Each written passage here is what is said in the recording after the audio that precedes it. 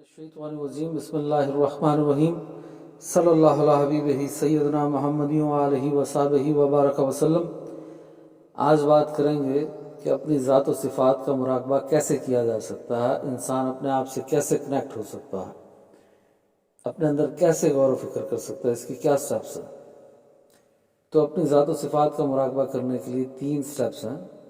سب سے پہلے تو پہلا سٹیپ ہے کہ آپ نے ڈسکنیکٹ ہونا ہے، ہر چیز سے ڈسکنیکٹ ہونا، تمام ڈیوائسز سے ڈسکنیکٹ ہونا، چاہے وہ موبائلز ہوں، کمپیوٹرز ہوں، لیپ ٹاپس ہوں، ان سے ڈسکنیکٹ ہونا۔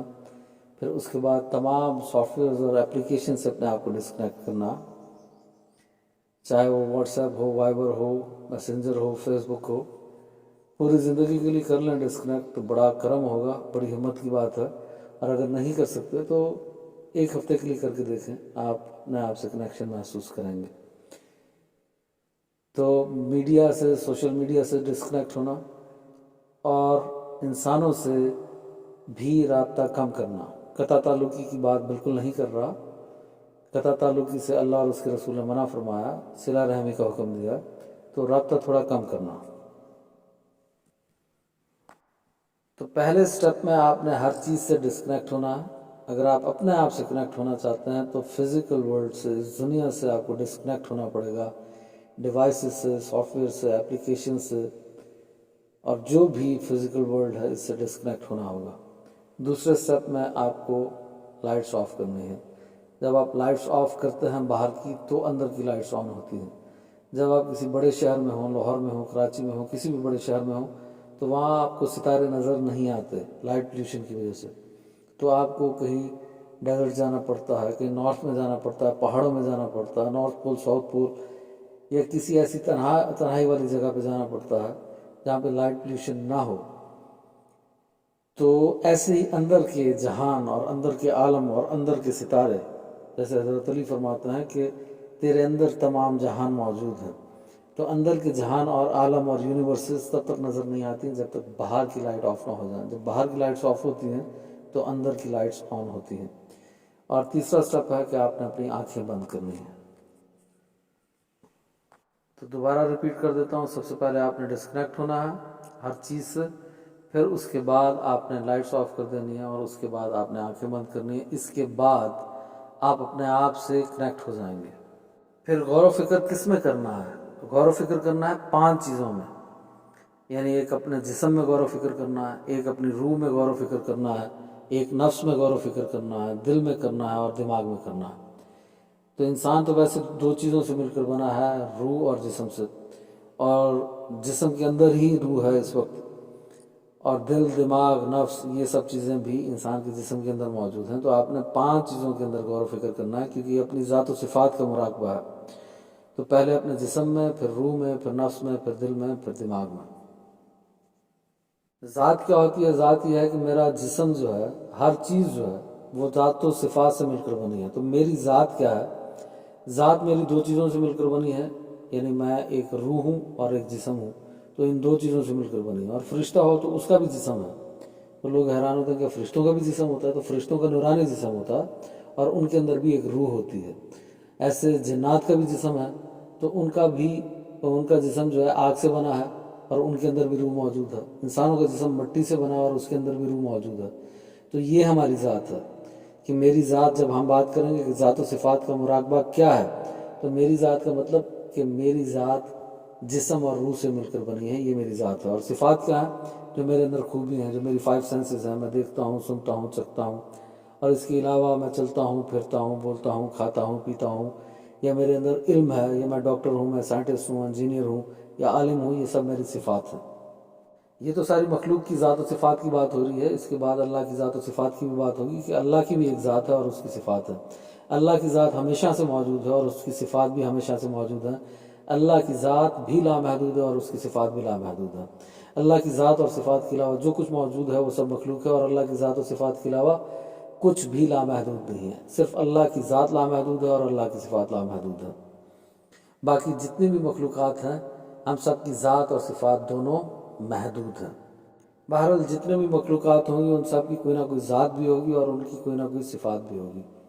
تو ابھی ہم فی الحال انسان ہیں، تو ہم انسانوں کی بات کر رہے ہیں، تو ہم نے اپنی ذات اور صفات پہ غور و فکر کرنا ہے. اور اپنی ذات و صفات پہ غور و فکر کرنے کے لیے میں پھر ریپیٹ کر رہا ہوں کہ ہمیں اپنے پہلے جسم پہ غور و فکر کرنا ہے، پھر روح پہ کرنا ہے، پھر نفس پہ کرنا ہے، پھر دل پہ کرنا ہے، پھر دماغ پہ کرنا ہے. سوال پیدا ہوتا ہے کہ غور و فکر کرنا کیوں ہے؟ کیونکہ اللہ پاک قرآن میں فرماتا ہے جو غور و فکر کرتے ہیں یہی تو عقل مند لوگ ہیں.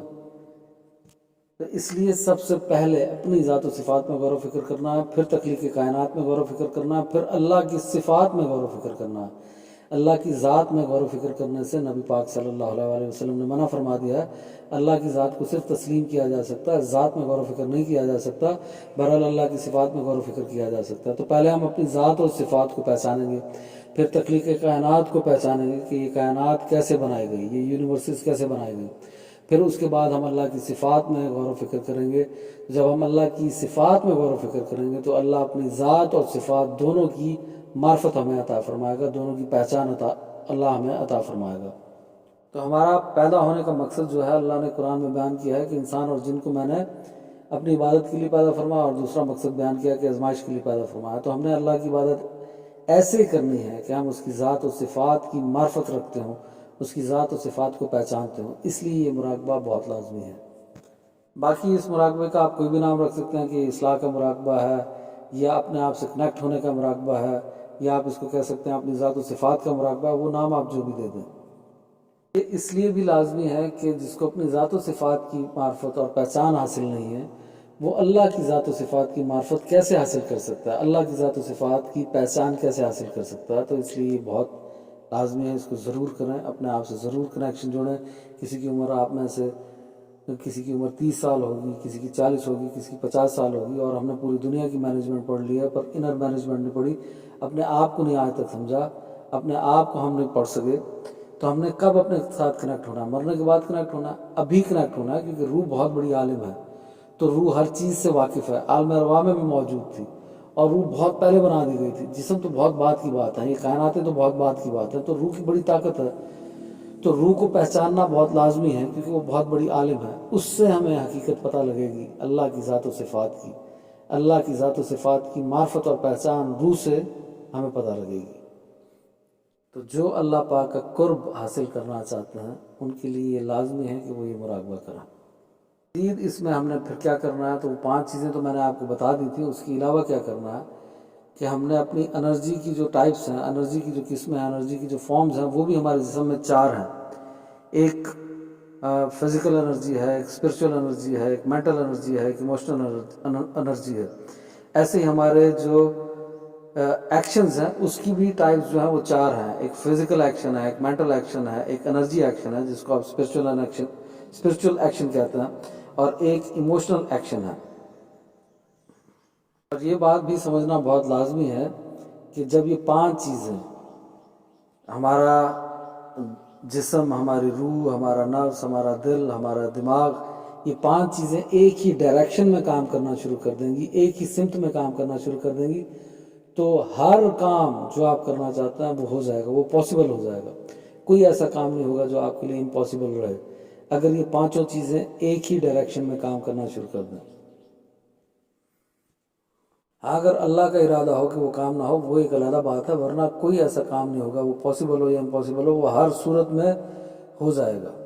تو اس کا یہ بھی فائدہ ہے کہ آپ چاہیں تو اپنی نیگیٹو انرجی کو روک سکتے ہیں، آپ چاہیں تو اپنی پازیٹیو انرجی کو بڑھا سکتے ہیں، آپ اپنی نیگیٹو تھاٹس کو ختم کر سکتے ہیں اور پازیٹیو تھاٹس کو بڑھا سکتے ہیں. تو یہ بہت فائدہ ہے اس چیز کے. یہ ضرور ہم نے غور و فکر کا مراقبہ روز کرنا ہے. مثال کے طور پہ آپ ایک تو آپ یوں کر سکتے ہیں نا کہ آپ وضو کریں، مصلی پہ بیٹھیں اور یہ سارے کام کریں. اور اگر آپ ایسا نہیں کر سکتے اور آپ رات 11 بجے سوتے ہیں تو آپ 1 گھنٹہ پہلے بیڈ پہ لیٹ جائیں، چاہے آپ کا وضو ہو یا نہ ہو، آپ بیڈ پہ لیٹ جائیں. آپ نے 11 بجے سونا تھا تو 10 بجے لیٹ جائیں، اور 10 بجے لیٹے لیٹے آپ آنکھیں بند کر کے لائٹس آف کر کے یہ مراقبہ شروع کر دیں، تاکہ آپ کا کنیکشن اپنے ساتھ ہو جائے، تاکہ آپ اپنے آپ کو سمجھ لیں، تاکہ اس کے بعد آپ تخلیق کائنات کو سمجھ سکیں اور اللہ کی صفات کو سمجھ سکیں، اور پھر اللہ کی ذات و صفات تک پہنچیں، اور پھر اللہ کی رضا تک پہنچیں. اصل مقصد اللہ کی رضا حاصل کرنا، اور اللہ کی رضا حاصل کرنے کے لیے یہ سارا طریقہ میں آپ سے عرض کر رہا ہوں. اس میں ایک اعتراض پیدا ہو سکتا ہے یا سوال پیدا ہو سکتا ہے کہ جب 5 چیزوں میں غور و فکر کرنا ہے تو ایکشنز 4 قسم کے کیوں ہیں؟ ایکشنز بھی 5 ہونے چاہیے. اس کا جواب یہ ہے کہ ایموشنل ایکشن کا تعلق جو ہے یہ آپ کے نفس کے ساتھ بھی ہے اور دل کے ساتھ بھی ہے، کیونکہ جو ایموشنز ہیں اس کا تعلق ہمارے دل کے ساتھ ہے. جو پازیٹیو ایموشنز آتی ہیں وہ دل سے آتی ہیں، اور جو نیگیٹو ایموشنز آتی ہیں وہ نفس کی طرف سے آتی ہیں. ایسے جو اچھی سوچیں آتی ہیں وہ دماغ سے آتی ہیں، اور جو بری سوچیں آتی ہیں وہ نفس کی جانب سے آتی ہیں. اس لیے چیزیں 5 ہیں جس میں غور و فکر کرنا، پر ایکشنز 4 ہیں. جیسے ہندو ہیں، بدھسٹ ہیں، یوگی ہیں، ان کا ماننا یہ ہے کہ انرجی ایکشن کا تعلق جو ہے آپ کے وہ چکراس کے ساتھ ہے، کہ ہمارے جسم میں ان کا ماننا یہ ہے کہ ہمارے جسم میں 114 چکراس ہیں، 114 انرجی پوائنٹس ہیں، اور انرجی وہاں سے آتی ہے. پر ہم مسلمانوں کا ماننا یہ ہے کہ انرجی کا تعلق روح سے ہے. اس لیے جب آپ کی ان سے بات ہوگی تو وہ کہیں گے انرجی پوائنٹس سے انرجی آئے گی، پر ہمارے نزدیک انرجی پوائنٹ سے انرجی نہیں بلکہ روح سے آ رہی ہے. تو وہ انرجی پوائنٹس کے ایکشنز کو انرجی ایکشن مانتے ہیں، اور ہم روح کے ایکشنز کو انرجی ایکشن مانتے ہیں، یعنی اسپرچول ایکشنز. میں اکثر تصور کی بات کرتا ہوں، مراقبے کی بات کرتا ہوں، تزکیہ نفس کی بات کرتا ہوں، غور و فکر کی بات کرتا ہوں. تو ان ساری باتوں کا مقصد یہ ہے کہ ہم اللہ تک پہنچیں، اللہ کی رضا حاصل کر سکیں. تو جو بھی اللہ کا قرب حاصل کرنا چاہتا ہے، اللہ کی رضا حاصل کرنا چاہتا ہے، اپنی ذات و صفات کی معرفت اور پہچان حاصل کرنا چاہتا ہے، اللہ کی ذات و صفات کی معرفت اور پہچان اس کی عطا سے حاصل کرنا چاہتا ہے، تو وہ یہ مراقبہ ضرور کرے اور روز کرے. بہت شکریہ. اللہ پاک ان باتوں کو سمجھنے کی اور ان پر عمل کرنے کی توفیق عطا فرمائے. آمین.